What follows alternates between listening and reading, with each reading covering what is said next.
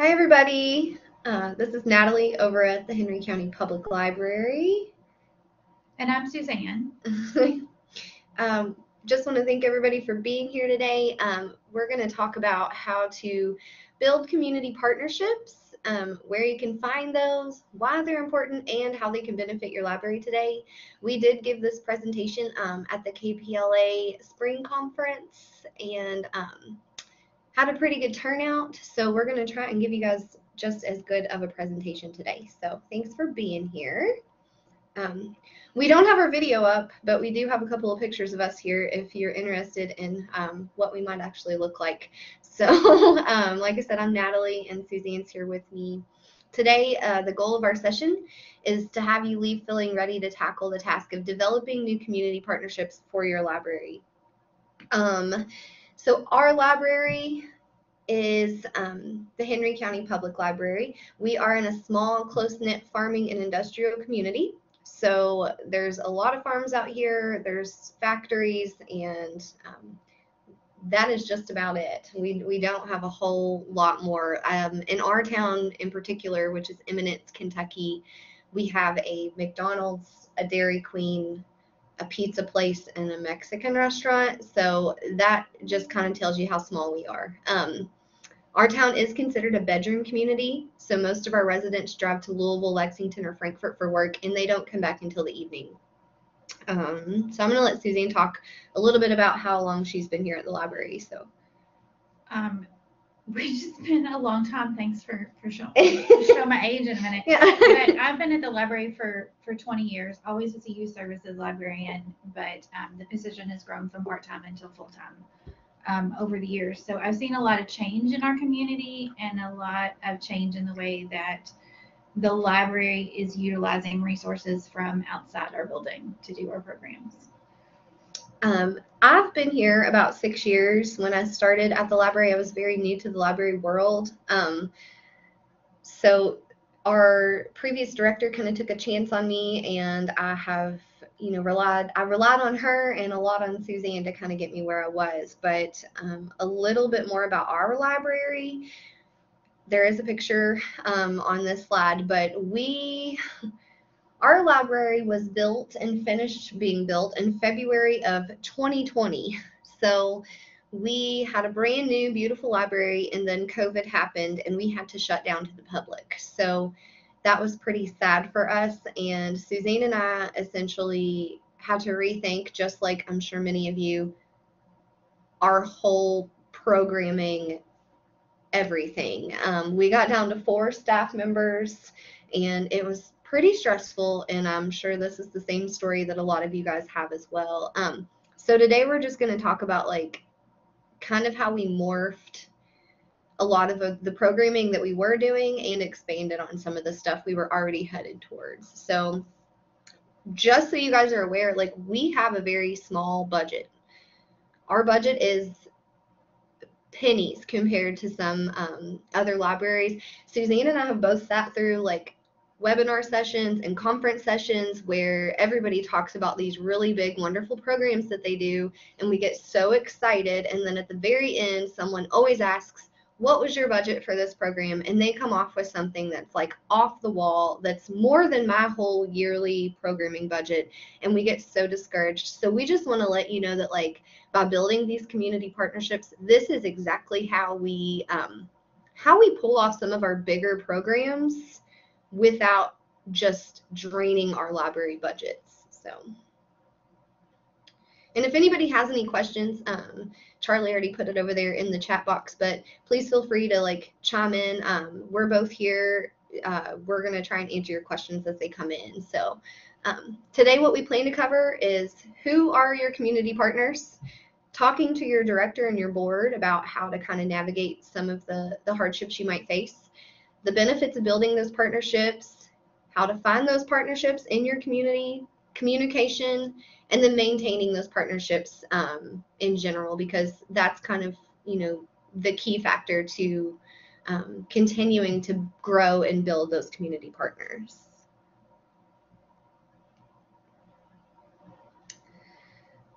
So I'm going to leave this slide on for a little while so you guys can kind of look through and see some of the partners that we have that are local here on this particular slide. Some of our community partners, for instance, are the fire department and our local EMS services, the police. We also partner with local businesses, our Parks and Rec. I kind of put that on there as a joke. I don't know if anyone's ever watched that show, but we do get along with our Parks and Rec department. And then we also have city council, local nonprofits, our extension office. Suzanne has, yeah. Yeah, my biggest partners are, of course, local schools and the classrooms who are, and the teachers in the classroom who are doing the hard work of educating the students. I work really closely with our local family resource and youth service centers and the families in transition representative to do lots and lots of great programs. One of my favorite partners is our local theater group. They haven't done any programs with us anymore, but we've talked about it. But we have what I like to call a PR partnership where they make copies of their posters for their productions here, and then we get an ad in their playbill that goes out to everybody. And then they've also announced, given us a thank you and a shout out before some of their productions. And once we all bought tickets to go see Elf, and they gave us a shout out when we were all in the audience. So it's the benefit for us is that we get all that great PR from them, and then they get some posters. So kind of the point of, just talking about some of these partners that we have is to let you guys know that, like, think outside of the box, because anyone in your community can technically be a partner. Of course, if they kind of share the same overall goals and missions of the library, but you can get pretty broad on that and kind of expand who can be a partner and who can't be a partner. Another pretty big partner that we have is our local Chamber of Commerce. I've recently joined our Chamber of Commerce board, so I do attend those meetings. Our director goes to our local Rotary meeting. Suzanne goes to probably every other meeting in the whole community. So that's another kind of avenue to explore, is just who is in your community that is already meeting that you can just like go and seek them out and try and see what they're doing and see how you can help or how they can help you. So all right, I'm going to switch over to the next slide. So we did want to kind of just pick your brains and allow you to really think outside of the box here. And just, if you want to kind of put in the chat just who you currently partner with, who else in your community do you think you could partner with, and who do you partner with right now that you think could help you build connections with the people that you want to connect with. So as we're kind of going through the rest of our presentation, if you want to throw that out in the chat, and anyone else who's kind of watching and paying attention, just write those down. These are all good ideas. We're all here to help each other figure out new ways and new people and new businesses and new avenues to take to build these partnerships. So I'm not going to leave this up very long, but throughout the whole presentation, if you guys want to just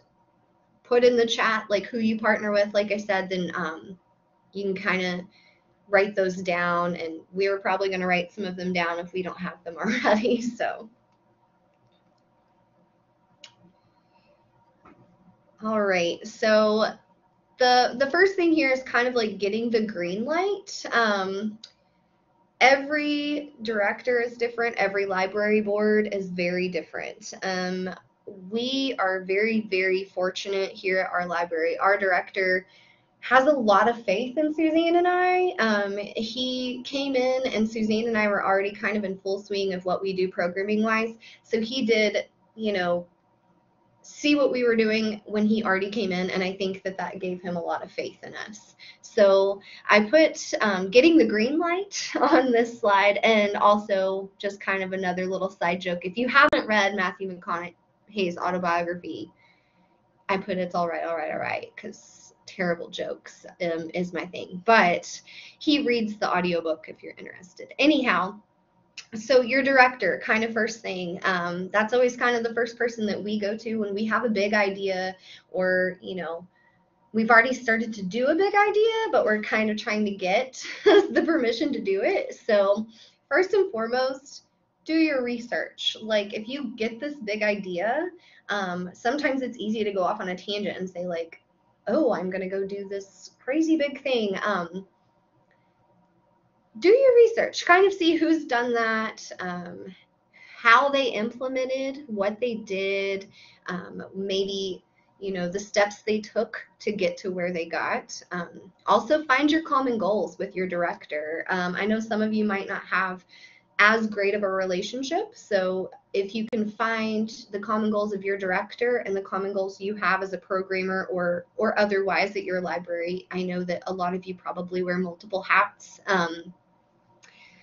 Figure out what the common goal is, and you could probably look at your library's mission statement usually and figure that out.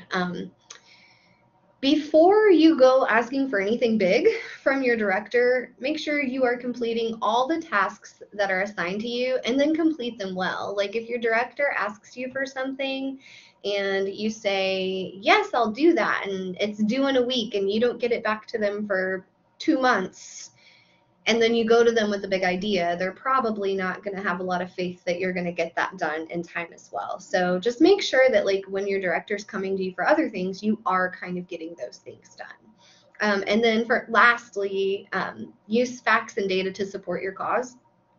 This is on both of those, I understand that.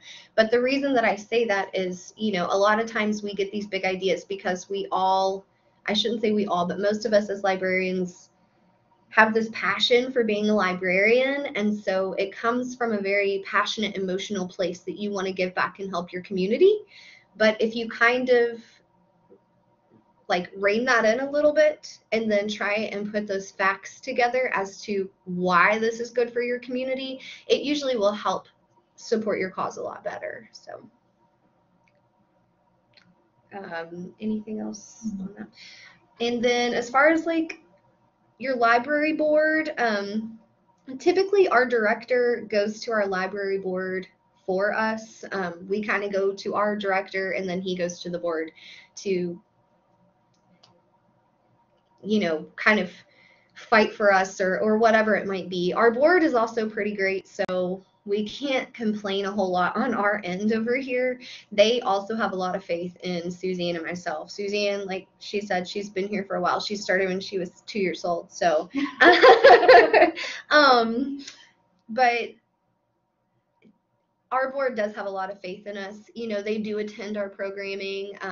We have some board members, of course, that are a lot more active than others, and I'm sure that's probably a common occurrence. But so with your library board, you of course need to establish a need. Why does the community need this program? You know, if you don't have a need for the program that you are offering, they're probably going to question you on that. And then, of course, with our board as well, we are a small, like, rural community, so cut costs where possible. We do not have a big budget at all. So with our board, the number one thing they always want to know is, what is this going to cost? Like, how much does this cost? What is the, you know, overhead of what's going to happen here? So cut costs where possible. And of course, when building partnerships, that is a big bonus for that. And then explain the potential benefits to the community, because overall, I feel like a library's purpose is to be a central hub for the community. And if your board is the same as ours, they kind of look at you or look to you to give back to the community, you know, with what you're doing as a programmer or otherwise. So just make sure you're explaining those potential benefits. Again, using facts and data to support your cause, because again, We are all very passionate about what we do. We are here to help people, and that's just a given. But exactly how is what you're doing going to help? And definitely break that down in a more logical, factual way. And then lay out how you'll implement what you're asking for. So essentially have a blueprint of exactly how you're going to do this, because everything starts out as a grand idea, but again, you kind of need to figure out how you're going to take the steps to implement those grand ideas. So again, just remember, all boards, all directors are different. We understand that. But keep your common goals in mind to navigate any differences that you might have with each one of them.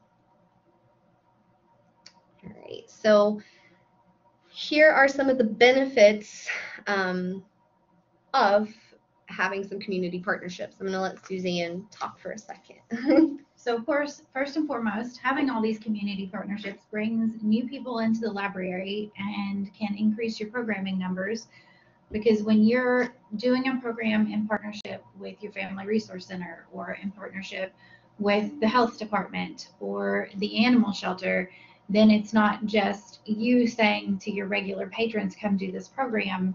The Family Resource Center is also going to reach out to their families who may not be using the library to tell them about what you're doing and saying, come to this program. Or the animal shelter is going to reach out to their network of people saying, hey, we're doing this, I don't know, food drive for the dogs, or we're doing this animal adoption fair that you might be interested in. So you're gonna increase your program numbers. It helps you to advocate for your library, because you're always out there talking to your partners and networking and letting them know what's going on and what your library is doing and how your library can help. And it gives them the language that they need to advocate for you too. So when they're in meetings and they're planning programs or they're planning services, wherever that may be, in their committees and their meetings, when someone says, hey, how can we provide this service for the community, their automatic response can be, I bet the library can help us do that. It does spread awareness about library services in our programs. It increases the amount of resources that we can provide for our community by pooling our resources together with all of these other service providers and local businesses, which cuts costs for all of us in some ways. It promotes teamwork within the library and our community, and teamwork is incredibly important, especially in small communities like ours, where we need to try to bridge divides that are happening. It helps everyone in the community work toward a common goal. If you're to have a healthy community, and you reach out to your health department or your some of your other health service providers or some of your mental health service providers, and you can all create a program or a project that can help work toward that common wellness goal. And then increases communication among groups and breaks down stereotypes that you all might have about each other, like those stereotypes between libraries and Parks and Rec. And then some of the benefits for your partners, because that's also really important. Free advertisement. So when they're partnering with the library, a big benefit for them is, they have their logo or their company name, their organization name, whoever they might be, you're also advertising that you are partnering with this person. So everything that you put out into your community, whether it's a poster or a social media, post, or on your website or radio or newspaper or whatever it might be, they are also benefiting from that advertisement. And that's something that usually you are taking care of, so they don't have to pay for that, which also improves their range of service. So some people that come to the library may have never used that business or organization, but because they came to the library and saw, oh, they partnered with the library on this, they might trust that business more or just learn about a new place in the community. Sometimes with businesses, this can help them get new ideas on how to help their own business. We do have a lot of small businesses that we try to partner with in our community. That kind of happened through COVID. We wanted to remind a lot of our community members, like, hey, the world might be shut down, but there are some people who are small businesses in this community that maybe you should kind of help to support, whether they're farmers who are selling beef, or whether they're, we have a local creamery so that sells ice cream, restaurants, little shops, whatever they could be. It also creates a good image for the businesses that are partnering with you. Typically, the library doesn't have a bad rap in town. We try to strive to make our library a community hub, like the place where everyone will come, and if they have a question and they don't know how to get it answered, they come to the library. So this just kind of creates a good image for those businesses that are partnering with you. Maybe they're a community advocate as well. So it can also boost company morale. So we do a lot of events where we have vendors set up, whether it's like Halloween events or farmers markets or whatever it could be. And some of those businesses, send employees out to set up a booth, and it's a lot more fun to set up a booth and pass out candy to kids and get paid for it from your company versus sitting at a desk all day. So having those opportunities can really help boost their morale as well. It can be cost effective for them. Not only do they get that free advertisement, but they can gain customers or, followers or people that just are learning about their business that maybe would not have learned about that otherwise. It can help solidify their brand, just adding to, everything else here that, if they're kind of putting out that they're trying to be a local business and help local people and give back local, this just helps solidify that by them partnering with the local community hub, which is the library. And then, of course, this is on both because this is a benefit for the library and for the partners that you have, but it helps your community work towards common goals. So like Suzanne said, we are a very small community. We have a big county, but not a big population, and our community is pretty small. So most of the time, like our local Chamber of Commerce, our Rotary, economic development, like whatever it might be, for the most part, we all have this common goal of, helping to expand our community, build our community, and just make our community a better place to live and thrive. So I think building these partnerships definitely helps our partners and the library with that. So just keep in mind, though, that partnerships should benefit both you and the partner. So when you're asking for donations or help on programs or for them to come set up at your library, just keep in mind that when you're approaching them, to remind them what they will get from this experience, what they will get from this partnership, and make sure to highlight that when you're preparing to ask someone to partner with you. Great. So where do you find these community partners? The broad answer is everywhere, but we kind of narrowed it down a little bit for you. So start local. Like I said, if you guys want to start throwing out some ideas in that chat field, feel free, because we can all help each other and learn from each other here as well. But make a list of local businesses and organizations. I'm sure that there are more than what you realize. If you're in a small community, there may be businesses that are run out of someone's home, and maybe you don't know about it. But maybe if you go to a Chamber of Commerce meeting or, another type of meeting like that in your community, you could almost discover businesses or organizations that you did not know existed prior to that, which, could lead you into nonprofits, for-profits, government organizations, coalitions, schools, theater troupes, just name it. There could literally be anywhere that you partner with. The possibilities are limitless, essentially. So just kind of focus on who's doing the same things that you are, who's doing the things that you want to do, and who's already using your library. So those three kind of go together. It's important to keep in mind that you don't have to reinvent the wheel. Chances are there are people in your community who are trying to achieve the same goals as you. So find them, see how you can help. This takes some of the responsibility off of you and allows you to achieve more. So if you are kind of going out there and figuring out who's doing what, you might realize that there's someone in your community doing what you already want to do, and you can just partner with them versus having two of the same programs or events or coalitions in your community, and that way it takes a little bit of that work off of you as well. Who offers financial help to libraries? Look for grants, local organizations who may be willing to donate money. Suzanne kind of has a little bit more on that. So, and you can, when you're looking for local grants and things like that, it's a good idea to make sure that it's a true partnership. Like our director goes to Rotary once a week and is active in the Rotary Club. And when they make ice cream for Harvest Showcase, he goes and he helps them make ice cream for their big fundraiser every year. But when it comes time for Rotary to give out their yearly grants that focus on literacy, because he's involved in the organization and he helps with them and he volunteers with them, then when it comes time for their grants, we're who they think of often first.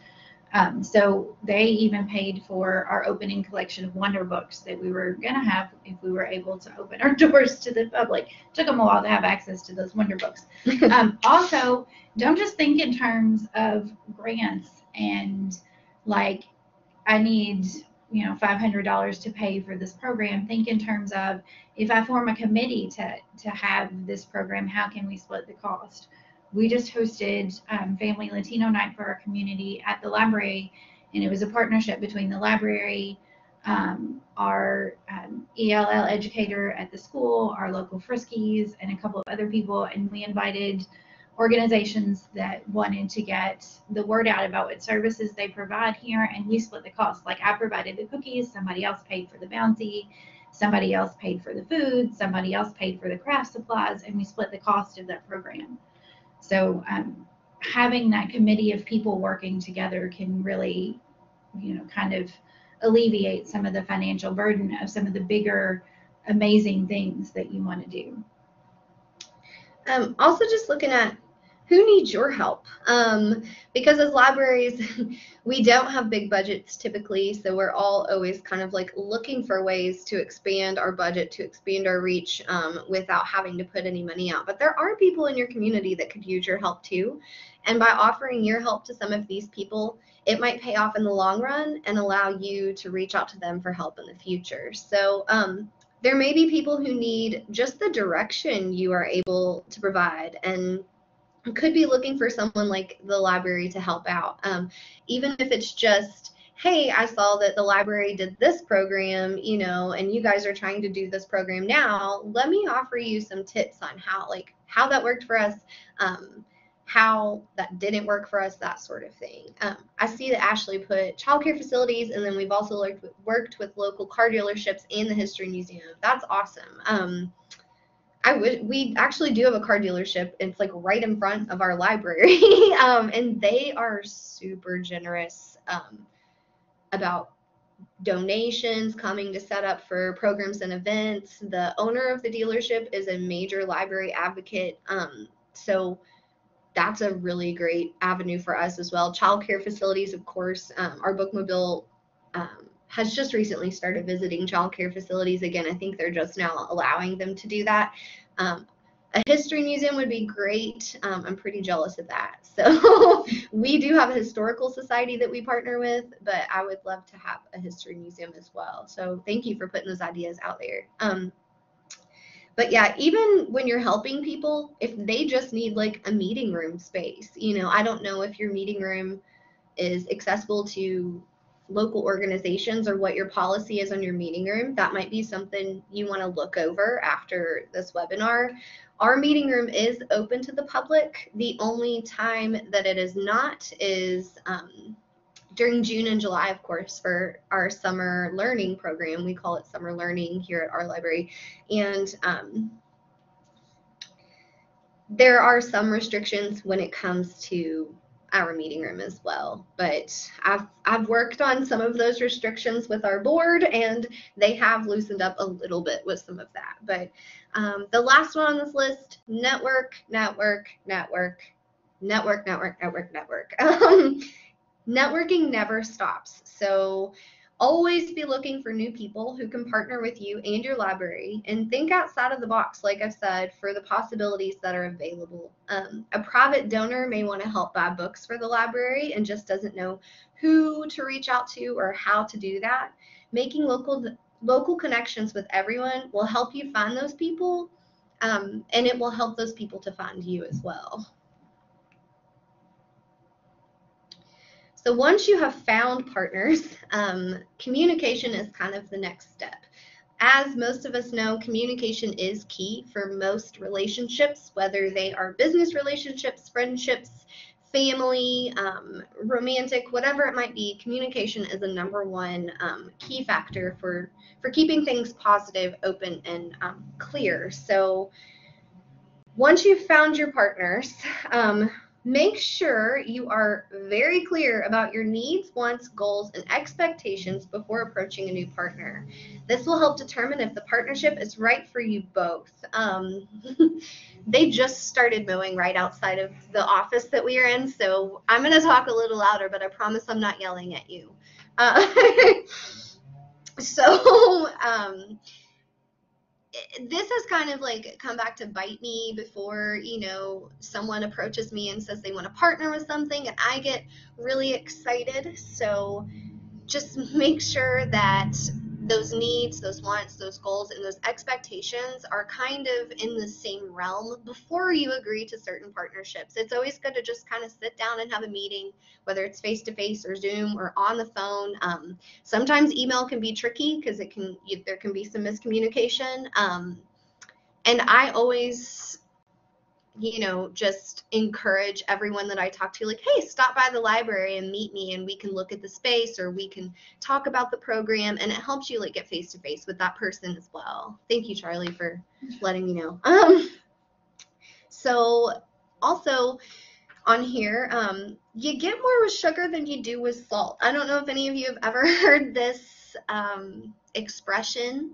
I grew up hearing it a lot. My mother is a Southern woman, so I think that expressions are a typical Southern thing, but be nice. Talk about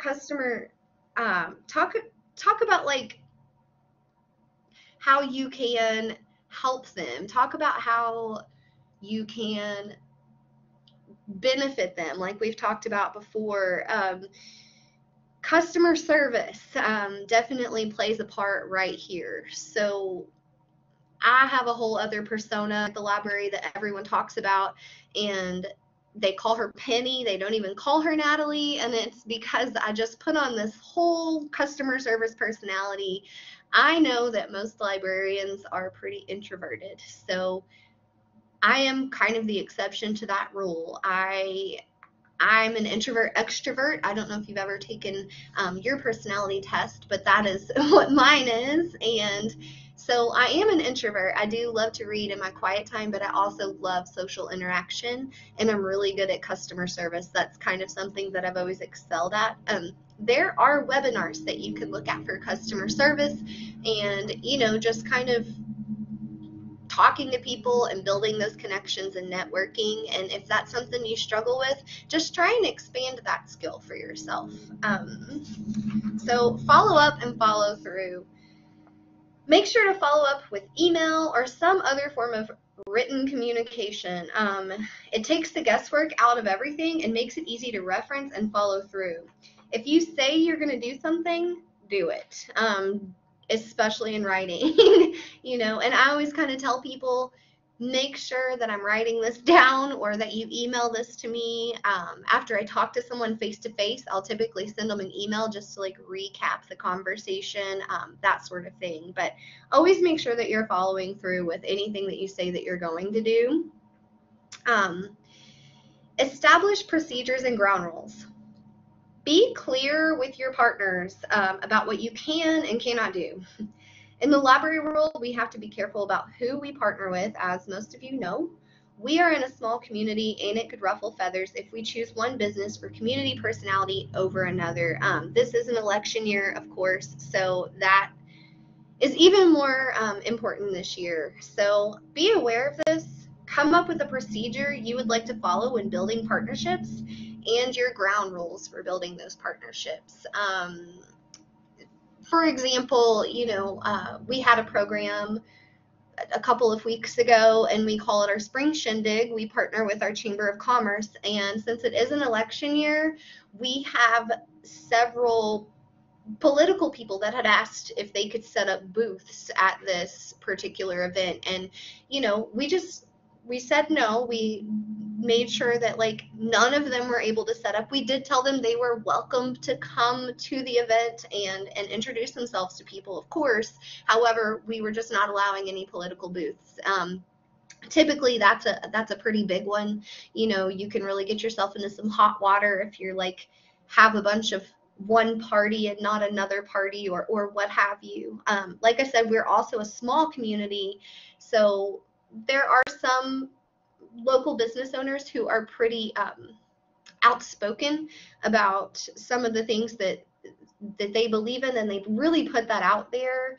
And I think sometimes that can be detrimental to the library if you choose to partner with some of those people. So just make sure that you're establishing those procedures and ground rules prior to building these partnerships, so that way you're not picking and choosing in a personal way. It's more of a factual way yet again. So promote your partners. Visit those local businesses, attend chamber meetings and events, allow them to use your meeting space if and when possible. This shows your local partners that you are a partner and not someone coming around only when you need them. That is a really important part of building partnerships, because the word partnership at the end of the day does not mean that you get everything from it and they get nothing. So, if you have a local coffee shop, stop in and get a coffee. If we have a creamery, it's delicious. Go get some ice cream, take a lunch break at the local restaurant that's owned by, so-and-so up the street. Like, attend your chamber meetings, go to Rotary, go into the schools and do school visits if they're going to allow that for you. Get your face and your name out there as much as you can, and that's just really going to help people know, like, oh, that's Natalie or that's Suzanne. They work at the library, and then the next time they need something, they know they can call you as well. Be upfront about your restrictions or limitations.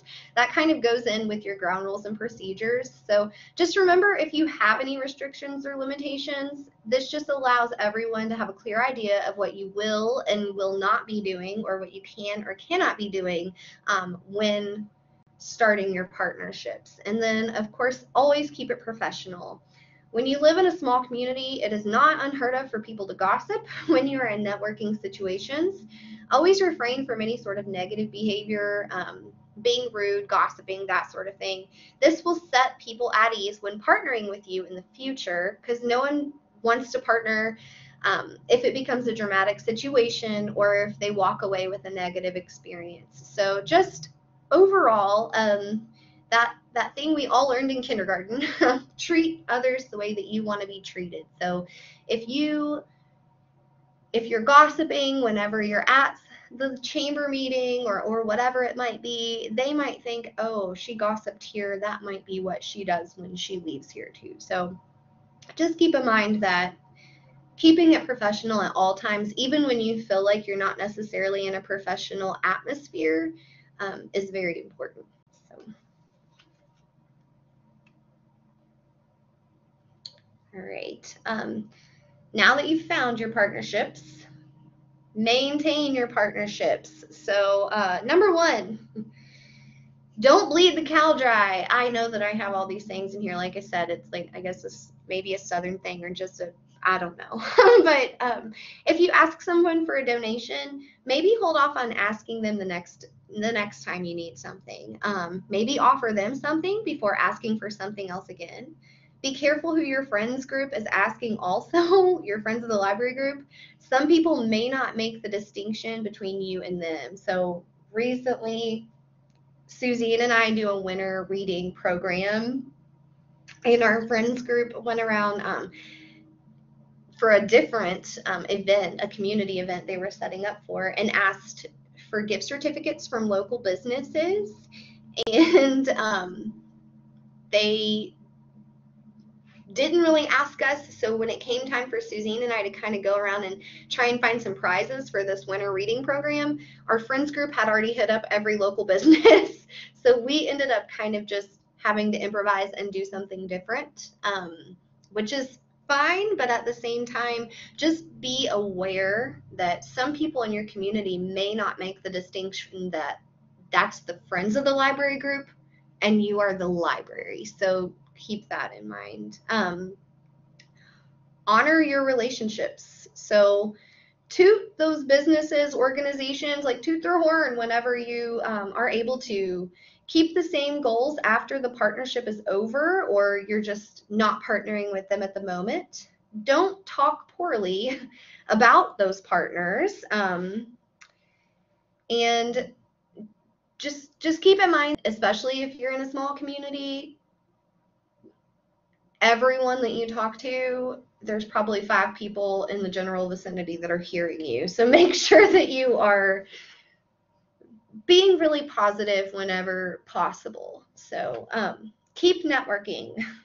New people are coming in every single day. Every day there might be someone new that moves into your community, and that could be someone new for you to partner with. Even if it's a farmer, if it's someone that, you know, is just interested in the library and how they can help. There's new people every single day, and new ideas are also formed every day. So there's groups in your community that are coming up with things that they want to do in the community every day as well. So never stop networking.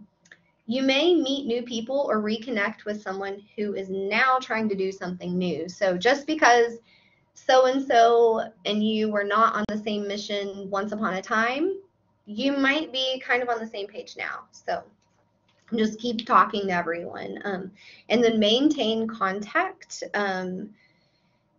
Even if it's someone you can only imagine partnering with one time, they may do something in the future that you want to partner with them on. And as long as you are in their inbox, you are on their mind. But don't spam them, but, you know, make sure that you're just maintaining contact. So show your support. So like I said before, make sure you're patroning their businesses, attending functions, events, setting up for outreach events at different, you know, we have different communities that have like Eminence Day, Newcastle Day, or whatever it might be. Try and get a booth there. If your library can afford it, or if it's free, you know, try and set up a booth and just spread that awareness. You know, make sure that you're showing support to those businesses, the communities, the mayors, the chamber, the Rotary, whatever it could be. Whether it's like Suzanne said, going to make ice cream for an event that's coming up, just showing that support, that you're there, you're helping. Promote those businesses or organizations to the patrons at the library when you're able. Of course, we can't always promote every business, and I understand that, but we do have like a local Hope Center, and that's something we can promote to our patrons. You know, they offer a lot of services that are free to our community, and things like that. You can definitely tell your community, hey, this isn't necessarily something the library does, but guess what? I know someone that can help you with this. So showing support to these businesses and organizations and community members also gets you more support at the library. And again, it's just building that library advocacy among your community. Right now, we could all use more community support. I think I can speak for all of us when I say that. I think that with COVID, we all kind of like went into our, you know, our cubby holes, and nobody wanted to come out, and we're slowly starting to all like come out and see what's going on. And I think that if you feel like you're a little discouraged about how everything has gone in the past couple of years, I am sure there are plenty of people in your community that are feeling that same way. And try and find them, partner with them. How can you guys overcome these obstacles together? Because teamwork is really going to be helpful at the end of the day. And then, of course, be thankful. Send thank you cards, emails, Christmas cards, whatever it might be. Suzanne and I will like go around the community and drop off candy or thank you cards, or just stop in on our lunch break and we'll go together and we'll say, hey, it's Natalie and Suzanne from the library, we're here, just like checking in, how's it going. When someone does something nice, candy and a thank you card can go a long way. Like, there's a lot of people that are like, oh, that was so nice, no one's done this in a while. And of course, recently face-to-face contact has been strange. So just showing support can get you more support, being thankful. And library swag, we typically have library swag, is always helpful and comes in handy. So, all right, we're going to take a second just to talk about some of our successes. And I've talked a lot, so I'm going to let Suzanne take the lead on this one. So there are lots of things on this list, but I'll just talk about some of my favorites. Last fall, we were able to do like home chef style family pizza night kits due to some of our partnerships with the local businesses. We usually do a mini conference in the fall for our families who need Christmas assistance to help them get their workshop requirements done. And we were not able to do that during the pandemic, but a big part of that mini conference was providing our families with a free meal. And usually our Friends of the Library pays for that free meal. But since we couldn't provide the meal, we thought we would just take the meal to them. And so we partnered with our Friskies to get the family pizza kits into the hands of our families who use the backpack program because they have food insecurities at home. So Natalie and I've reached out to our local butcher shop, and they were able to give us an incredibly generous discount on ground beef that they even specially packaged just for us. Our local creamery gave us a discount on blocks of cheese. And then our Friends of the Library actually paid for the cheese and the beef since they weren't paying for the pizza. And then each pizza kit had recipes in it. We went with tortilla pizzas rather than bake your own dough because it was a little cheaper. We did tortilla pizzas, so there was a tortilla for everybody. There was tomato paste and tomato sauce, and we had all the spices. And then they had locally grown beef and locally made cheese, and everybody got a cheese grater too, just in case you didn't have a cheese grater home. But we put them in insulated library totes that we had left over from last year's summer program. So we were able to give out 50 kits that fed over 200 people, and the final cost to us, because of our partnerships and actually us and friends, was less than $1.50 per person. So it was a huge partnership. And then in October and actually it was probably September of 2020, when everybody was canceling all of our huge local trick-or-treat events, Natalie and I looked at each other and said, we have to save Halloween. So we came up with this idea, and we reached out to every single one of our partners that we could think of, like everybody that we had ever partnered with in the history of doing partnerships, to all of our service providers, all of our nonprofits, just everybody that we could think of, and asked them if they wanted to come and pass out candy in our parking lot, because in our new parking lot, it's really nice. You can just loop around. And we even contacted our local police department and asked them if they could come help us direct traffic, and they were able to shut the street down for us, which was really nice, so that all the income traffic were families that were coming to trick or treat from their car in our parking lot. And we legitimately saved Halloween for the community that year, because we were the only trick-or-treat event in the community, I think, that year. And we had like a ton of, like, the theater group came, and one of them came dressed in his scarecrow costume from when they did the Wizard of Oz, and they passed out candy. And we did it again the following year and had live goats that were helping pass out candy with goat yoga, and it was just a huge success. My bigger successes that I do want to talk about on this list, and we're not going to go over everything through this list. We do have a lot of community events that we partner on and take part in or set up a booth for. But recently, like I said, I am a board member on our Chamber of Commerce. I kind of like clawed and dug my way into getting in there. Sometimes that's what you have to do, is just, you know, the squeaky wheel gets the grease is another, you know, saying that I've always heard. But, you know, if you just keep putting yourself out there, people are going to see that and notice that and want you to be on their team. So, the director of our local Chamber of Commerce had mentioned that she was interested in doing like a nighttime farmers market, which I loved that idea of. We have a lot of farmers in our community, and our local farmers market recently was down to one farmer because our courthouse lawn, where it typically took place, our courthouse was getting construction done. So they couldn't set up there. They had to set up somewhere else. It was like a back parking lot no one can see. So a lot of those farmers dropped out. So we were trying to figure out, how do we bring these farmers, one, back together, two, how do we get them here in our community again? Because a lot of them had decided to go to different farmers markets on a Saturday because it was just a lot more lucrative for them. So the nighttime farmers markets kind of happened. So once a month, June through November, we had started doing a nighttime farmers market. We just kind of kicked it off and started doing it last year in October, and it was a crazy success. So I have a food truck that sets up in the parking lot. If it's warm outside, we set up in our lawn. If it's not, we bring it inside the library. Again, we do have a new library that's pretty spacious, so we are able to do that. That's just a benefit that we have now. We did not have that before. Our library before was quite a bit smaller. So with these farmers markets, like I said, I have a food truck. I have live music.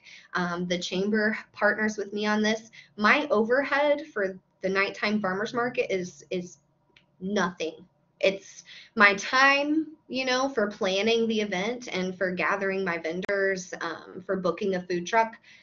But I pay no money for the nighttime farmers market. I did have to, for the year of 2022, I did reach out to our local city hall and have to get like kind of a blanketed business license just to make sure that we were okay. And they charged me, I think, $100 for the whole year. So you might check into that. And again, that's another community partner we have.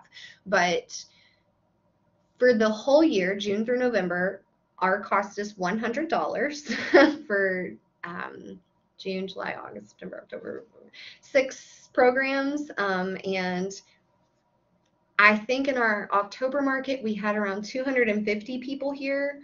And then in our November market, we had about 350 people come through. So we were having quite a few people come through for this program, and our vendors are happy because I don't charge them a vendor fee. It's just like a promoting local kind of program. And since the chamber partners with us, we are able to reach other people that we maybe wouldn't be able to otherwise. Our spring Shindig is really similar to a farmer's market.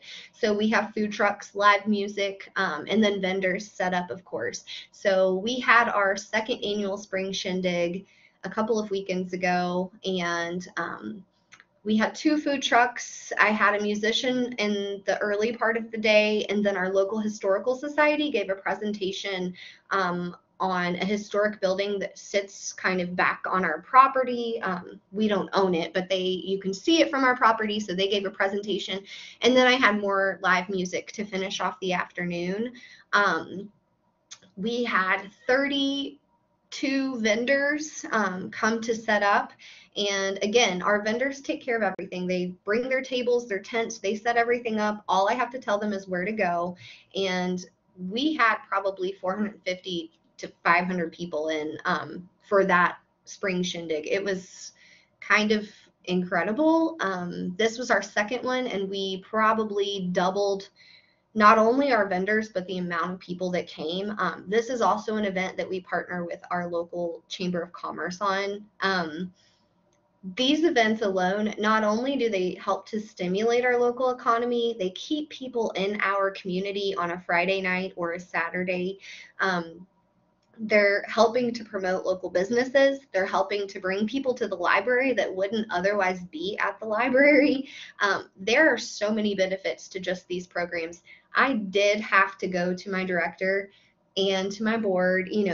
My director went to the board to try and change our policy to where our vendors could sell items. There are some restrictions on that. They do have to be local vendors, whether it's a farmer or an artisan, or maybe they make jam or something like that. You can't just go buy a wholesale item and sell it. But our board was willing to be okay with that, because through COVID, a lot of our local businesses did take some major hits. So this was our way as the library to not only show our community that we are the central hub of our county, but to also help stimulate our local economy, promote our local businesses, and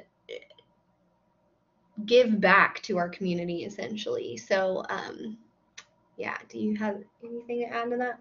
So here's just some of the programs we did. The next slide, I think, or one of the slides coming up, has our email address. If you have any questions about any of these programs or whatever, please feel free. You can ask us in the chat.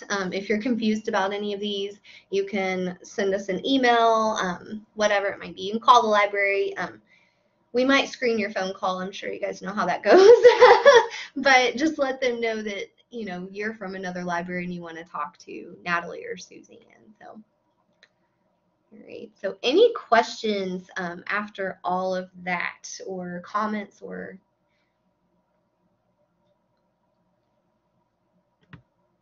if nobody has any questions, I'll give it a couple more minutes, but I'm going to switch to the next slide. Feel free to keep asking questions in that the chat over there, but I wanted to put this slide up so you guys could have our email addresses in case you have any questions you maybe don't want to ask in the chat, or if something comes up later, or if you want a list of our community partners, I do have a list and I can email that to you also. But yeah, thank you everybody so much for attending our session today. We're so excited that we kind of got asked to do this for you guys. Like I said, we did this in the spring at the conference, and it went over pretty well. So our Candy Coast, Suzanne talked about a little bit. Basically, it was just a drive-through trick-or-treat event, is the short answer. Yeah, so we just had vendors set up all around our parking lot, and our parking lot is a circle, so people can pull in, circle around, and come back out. So like I said, Family Latino Night, it was so much fun. We've actually been doing it for, I don't know, it feels like forever, but then we missed 2 years during the pandemic, so this was our first one back. So pre-pandemic, we generally had it in a gym at the school, and where the kids could play basketball. It is partially paid for through a Kentucky ASAP grant. So we usually have a speaker come in to talk about drug and alcohol prevention, so that we can get that money. There's always a craft table, which is usually my responsibility, and the families can come and do crafts together. I usually we have like Giant Jenga and Giant Connect 4 and stuff like that they come. The school actually has two, I don't know that they have them anymore, but pre-pandemic, they actually had 2 bouncies that we would blow up in the gym. So there was a bounce house. And then we always ended with a piñata. And then we would provide pizza at the school, but it became a potluck because all the families would bring food with them, which was honestly what I look forward to every year because the food was amazing. And then at the end, when all of the families were leaving, each of the kids got a book, and they could choose whether it was a book in English or Spanish, or it was a bilingual book that was paid for through the grant. When we did it here in the library, in the new building, we really wanted to do it here to kind of let everybody know that we're a safe place, that it's a space to come and hang out. But we did it more like a vendor fair. since we were in a new space, and our local service providers we reached out to, and they came and set up booths. We did provide a catered meal. We had tacos and chips and salsa from our local Mexican restaurants.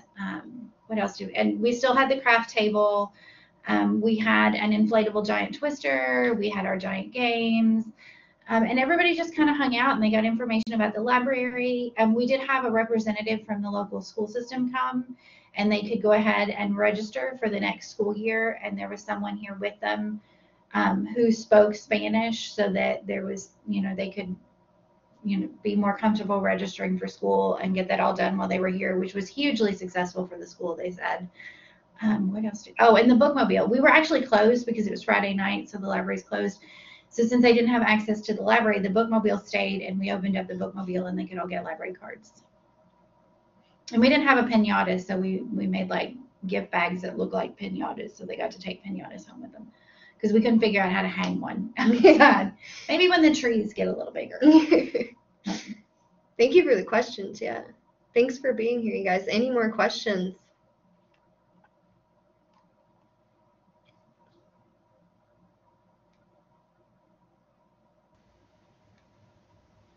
Natalie and Suzanne, thank you so much for your presentation. Thank you. Yeah. Before everybody leaves, I want to pop a link into the chat, a survey about today's webinar, and let me just breeze through these final 2 slides, quick and painless. Thanks to the Institute of Museum and Library Services for their sponsorship of our services at KDLA.